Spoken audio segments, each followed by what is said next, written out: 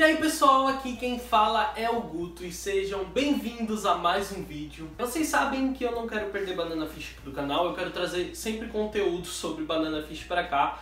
E eu decidi que eu quero preparar uma sequência agora pra gente analisar um pouco as personagens de Banana Fish. Eu acho que, de forma óbvia, o melhor a se começar seria pelo Ash Lynx. Eu quero realmente começar pelo Ash pra fazer essa análise.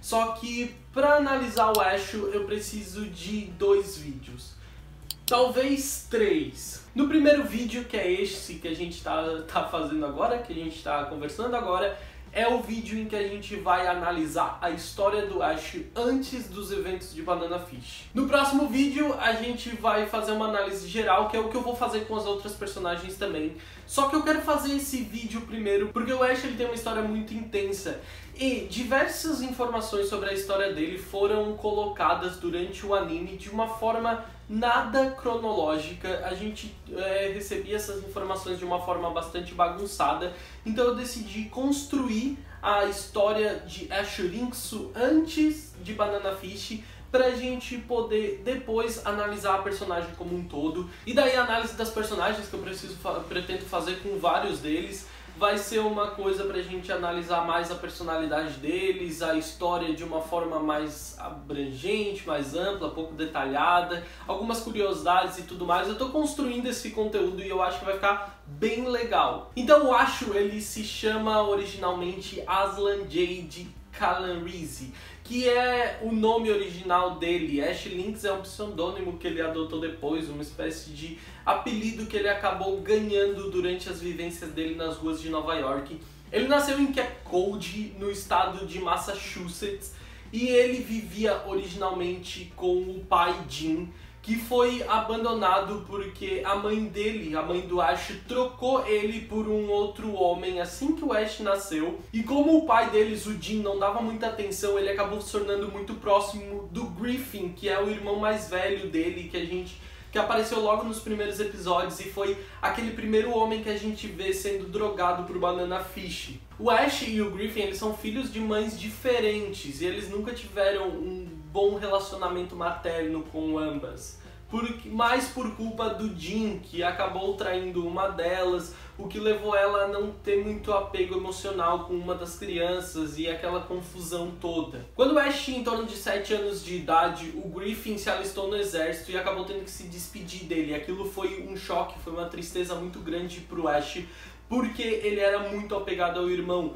E basicamente era o irmão dele que cuidava dele, já que o pai dele perdia muito tempo bebendo e estando com outras mulheres. Assim que o Griffin se alistou ao exército, o Ash, nessa mesma época, ele entrou para um time de beisebol que um homem muito querido, que se eu não me engano tinha acabado de voltar do exército, ele era um homem muito querido em toda a cidade, ele construiu esse clube de beisebol mirim para juntar as crianças e entreter elas. O Ash começou a participar dessa liga, só que em um determinado dia ele chegou em casa com as roupas todas rasgadas e o pai dele na hora percebeu o que tinha acontecido. O Ash ele tinha acabado de ser estuprado por aquele homem. O pai do Ash, o Jim, ele foi diretamente à polícia com o Ash, só que chegando lá a polícia não acreditou nele. Aquele homem ele era realmente muito querido na cidade e é uma cidade pequena, então as pessoas não acreditaram bem naquilo. E ainda acusaram o Ash, uma criança de 7 anos de idade, de seduzir o homem.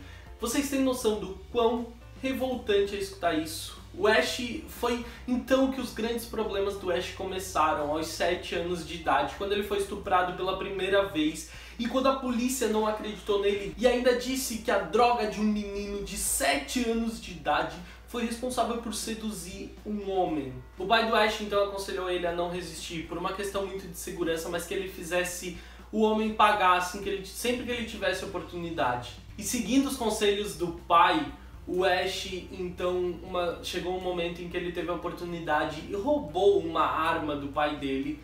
E assim que o homem tentou atacar ele de novo, partiu pra cima dele de novo, ele matou. Com 8 anos de idade, o Ash matou o primeiro homem da vida dele, também o primeiro estuprador dele. Investigando a situação, a polícia então descobriu embaixo da casa desse homem diversos cadáveres de crianças. Então o crime do Ash foi julgado como legítima defesa, inocentado.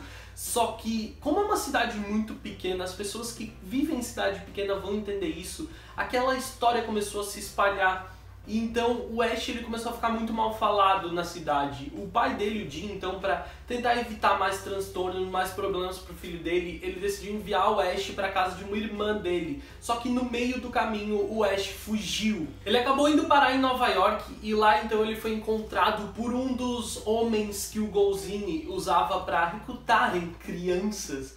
E logo que o Golzine viu ele ficou surpreso, ele ficou abismado com a beleza daquele menino, que levou ele para um dos seus prostíbulos, onde logo o Ash se tornou a criança mais valiosa. Ele passou a ser estuprado e violentado por infinitas vezes por pessoas poderosas, por políticos conhecidos, e ele também foi escolhido pelo Golzine como o seu sucessor. Ele era o brinquedo sexual principal do Golzine e era quem o Golzine estava preparando para substituir ele em todo o controle dessa grande máfia da cidade de Nova York.